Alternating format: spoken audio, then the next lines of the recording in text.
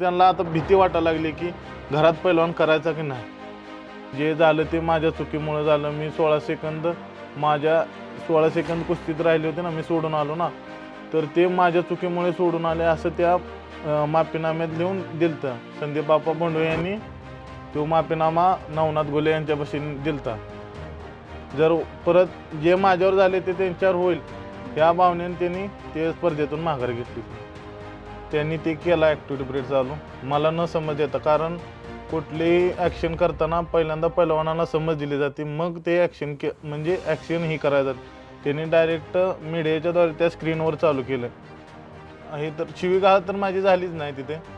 खरं तर मी त्यांना विचारलं तर ते काय म्हणले मला की ॲक्टिव्हिटी पिरियड कुठं चालू आहे स्पर्धेत. म्हणजे त्यांनी काय बोललेच नाही की त्यांनी फक्त येऊन बघायची भूमिका केली आहे तिथं फक्त. म्हणजे आम्ही काकापोर तालमीत आहे म्हणून आमच्यावर अन्याय झाला, दुसरं काय नाही. ही जी चांदीची गदा आहे आणि थारची जी चावी आहे ती मिळवण्यासाठी तुम्ही तुमचं दिवस रात्र कष्ट करता, पण जेव्हा या गोष्टीमध्ये राजकारण येतं असं जर झालं तर मला तर वाटतं की पहिलवानकी करण्याचा फायदाच नाही काय. ह्याच्या आधी तर असा कधी प्रसंग घडलेला नाही की ठरवून कुठलाच पहिलवान महाराष्ट्र केसरी होत नाही. त्या पहिलवानाला सपोर्ट करणार म्हणजे आतून जर सपोर्ट असेल की फक्त डेंजर झोनमध्ये नाही, आम्ही तुला पाठिंबा आहे आमचा, कुस्ती देऊन टाकतो, असं जर असलं तर काय सांगता येत. आणि शिवराज राक्षेबद्दल तर तसं काहीच झालं नाही की डायरेक्ट ढाक लावली आणि डायरेक्ट चित देऊन कुस्ती पंचाने संपवली. आम्हाला फक्त असंच आहे की कुठल्या पैलवानावर अन्याय नाही झाला पाहिजे. आज जे आमच्या संघ झाले, आता माझ्या संघ शिवराज राक्षे संघ जे झालेलं आहे ती इतर कुठल्या पैलवानांसोबत होऊ नये. महाराष्ट्रातील रांगडा खेळ म्हणून ओळखला जाणारा कुस्ती, आता कुस्तीची सुरुवात खूप आधीपासून झाली आहे आणि महाराष्ट्रामध्ये सर्वात जास्त मानाची स्पर्धा कुस्तीची जर कोणती असेल तर ती महाराष्ट्र केसरी. आता महाराष्ट्र राज्य जे निर्माण झालं ते 1960 साली आणि 1961 साली पहिली महाराष्ट्र केसरी स्पर्धा पार पडली आणि यंदा 2025 मध्ये 2 फेब्रुवारीला अहिल्यानगर येथे महाराष्ट्र केसरीचं 67वी स्पर्धा पार पडली. आता यावेळेसची स्पर्धा आधी घडलेल्या स्पर्धांपेक्षा वेगळी कशी, कारण यावेळेसच्या स्पर्धेमध्ये होत्याचं नव्हतं झालं. आत्तापर्यंत इतिहासामध्ये घडलं नाही तशी गोष्ट घडली आहे. मातीवरती आणि मॅटवरती 2 प्रकारे ही कुस्तीची स्पर्धा खेळली जाते आणि यावेळेस जे पंच असतात ते कुस्तीपट्टू जे आहेत ते त्यांना देवासमान मानतात. पण यावेळेस एक वेगळं कृत्य घडलं, त्याचं थेट विश्लेषण जे आहे ते आजच्या भागात न्यूज अनकटच्या माध्यमातून आम्ही तुम्हाला देणार आहोत आणि त्यावरती रोखठोक चर्चा करायला आपल्यासोबत माननीय पैलवान महेंद्रजी गायकवाड आहेत. नमस्कार सर. नमस्कार. न्यूज अनकटमध्ये स्वागत. 2 वेळा उपविजेता ठरलेले महाराष्ट्र केसरी, वर्ल्ड ज्युनियर चॅम्पियनशिपमध्ये सुद्धा ते खेळले आणि तिथे सुद्धा विजेते झाले.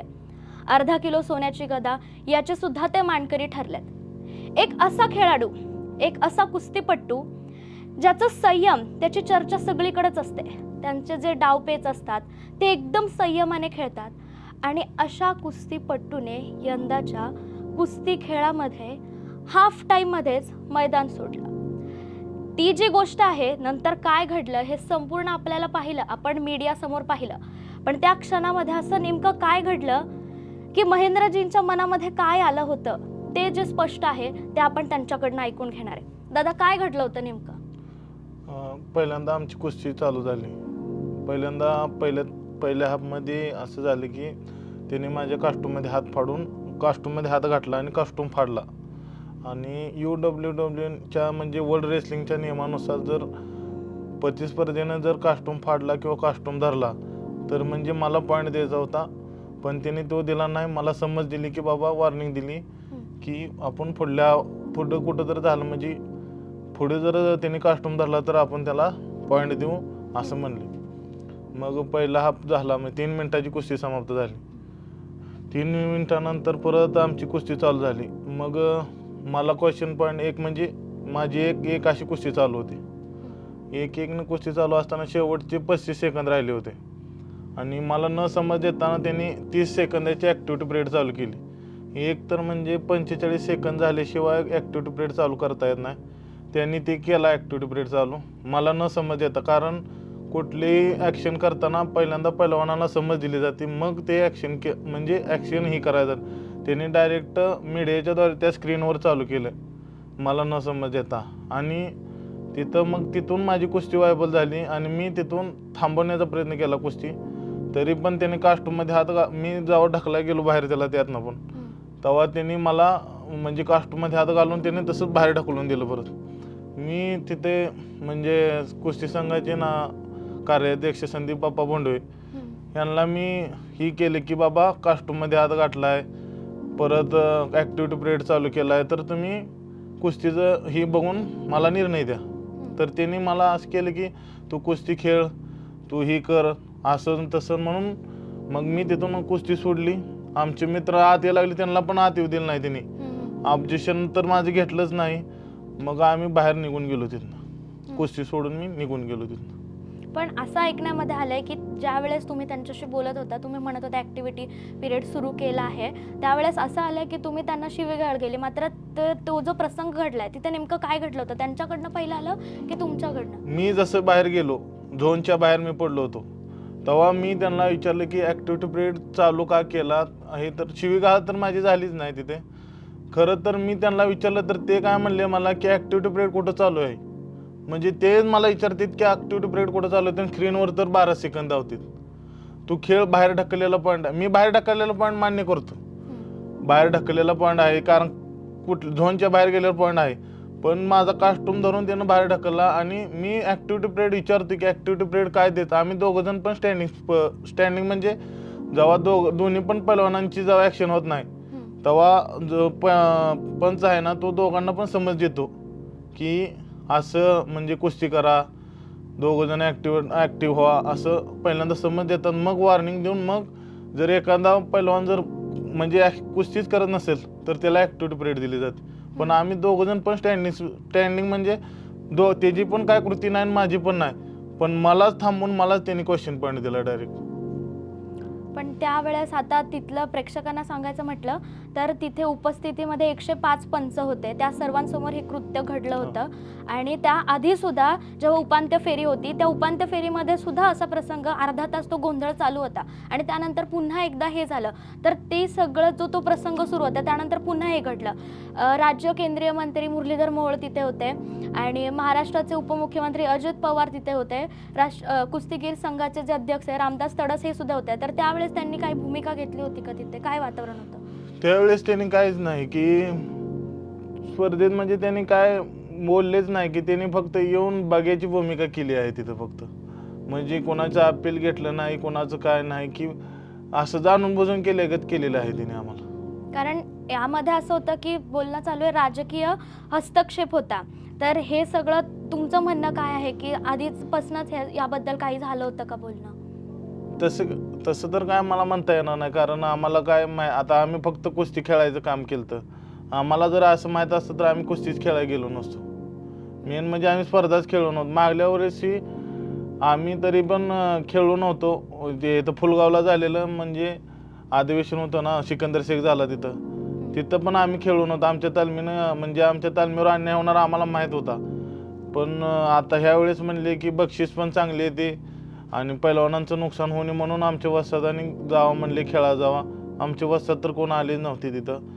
आणि मेन म्हणजे आम्ही काकापौर तालमीत आहे म्हणून आमच्यावर अन्याय झाला, दुसरं काय नाही. नेमकं हे काय प्रकरण की तुम्ही काका पवार यांच्या तालमीमध्ये म्हणजे म्हणूनच तुम्हाला लक्ष केलं जातंय? काय कारण याच्या मागचं?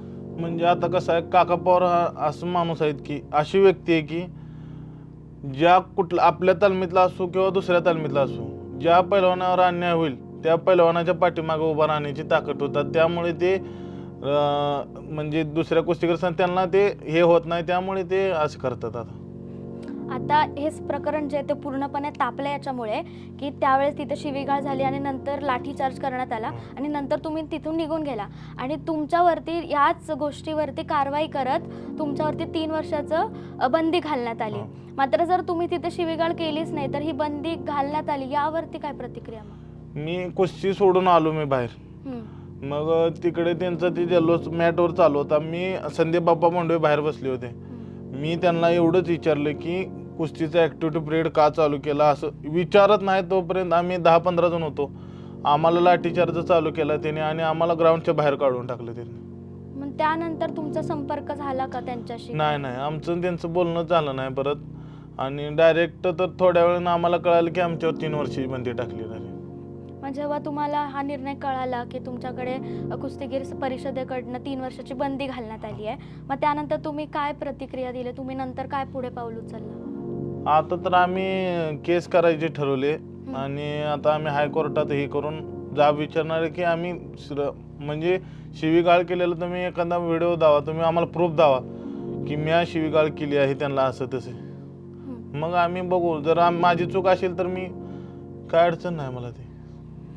आता जेव्हा अशा गोष्टीमध्ये म्हणजे आपण लहान, आता तुम्ही तर आहात, तुम्ही आधीपासून याची तयारी करता, तुम्हाला ती जी चांदीची गदा आहे आणि थारची जी चावी आहे ती मिळवण्यासाठी तुम्ही तुमचं दिवस रात्र कष्ट करता. पण जेव्हा या गोष्टीमध्ये राजकारण येतं तर तुम्ही आता एक अनुभवी म्हणून जे आता भविष्यामध्ये जे घडणार आहे त्यावरती तुम्हाला काय संदेश देऊ इच्छिता?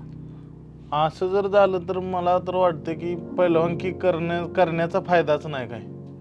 असं जर अन्याय होत असेल की आता बघा काय आता मी स्वतः 7 वर्ष झालं पहिलवानकी करतो, 7 ते 8 वर्ष झालं. जर 7 तर 8 वर्ष हातात तोंडाला आलेला घास जर असा जर राजकारणात जर हिसकावून घेत असेल तर त्या पहिलवानाची मानसिक खच्चीकरण होतं आणि तो पहिलवान परत परफॉर्मन्स द्यायचा तो डाऊन मतानंच येतो आणि त्याचा विचार दुसरं काहीच नाही की आपल्यावर अन्याय झाला आहे, आपल्याला हे झालं आहे. आणि तेव्हा मनानं खचत गेला ना की पहिलवानाचा परफॉर्मन्स येत नाही.